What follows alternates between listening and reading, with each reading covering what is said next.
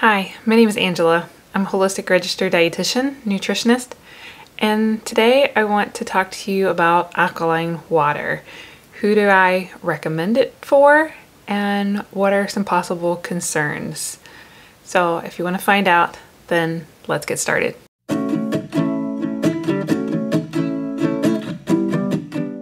Alkaline water is a water that has a high pH. And normal water has a neutral pH of 7. And there's definitely a lot of claims out there, especially from the manufacturers of the alkaline water, about how it may help alkalize your body or help with detoxification. But there's very little research, especially in humans, that show any kind of benefit for the use of alkaline water.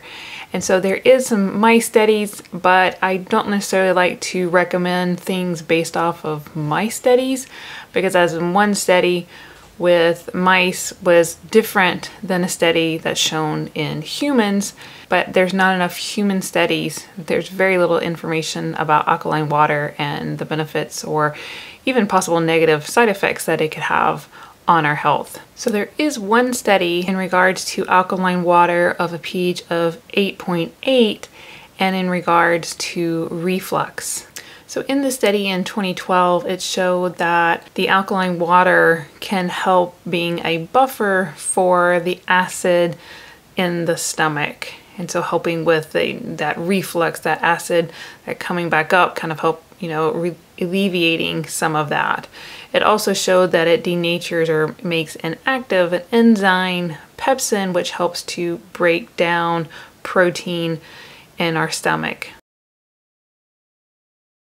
Of caution when consuming alkaline water is that if it's inactivating pepsin, which breaks down protein in our stomach, is the first enzyme that helps to break down protein, is that it also could inhibit the absorption of B12. So pepsin helps to break down the protein, but also helps to absorb B12 in our stomach. And so that would definitely be of concern. My suggestion is that if you're looking to consume alkaline water, you'll be doing it away from food intake, or especially if it has anything to do with meat consumption, because that's where you'll be pulling out the B12 from meat sources or fish or things like that.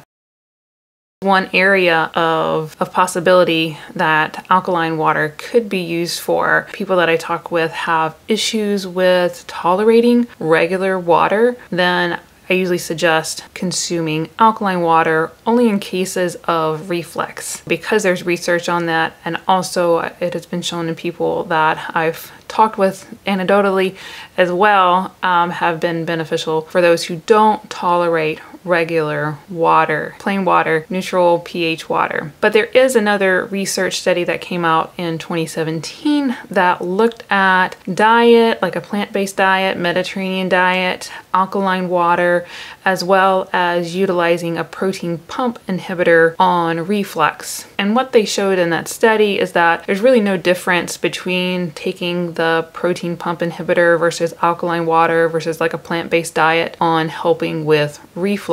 And so that might be definitely a cost beneficial improvement of not having to take a protein pump inhibitor, which can come with some negative side effects, utilizing diet as a first line of defense against reflux. I also did a video previously in regards to acid reflux and nutrition. If you want to know about it, I'll link it in this video so you can be able to have it and refer back to it. So diet can definitely be a benefit. So they're showing in that study, plant-based diet, alkaline water can be of help for people who have reflux. If you're looking to find out a little bit more information on plant-based diet and reflux, I have a tool that I have on my website at dietitianangela.com that talks all about that, goes over meal ideas, goes over information of what to have and not to have on this diet to kind of help improve reflux. If you'd like to find out a little bit more about that, I will leave a link in the description box. So just to summarize, those that I would recommend alkaline water for, and I'm a registered dietitian, I may not necessarily be your dietitian, so if you have questions about this, then definitely reach out to your local dietitian to better further investigate and look over every little detail of what you're doing from a nutrition standpoint and how that might be affecting with your digestive system, your reflux,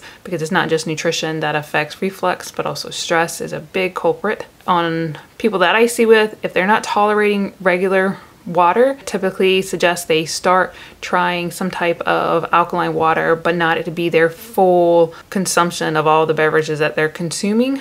Mainly because if you're decreasing the acid within your stomach, which helps to break down your food, what is that going to result in? Like if you're not breaking down your food well, how might that further go down your digestive system and affect absorption capabilities?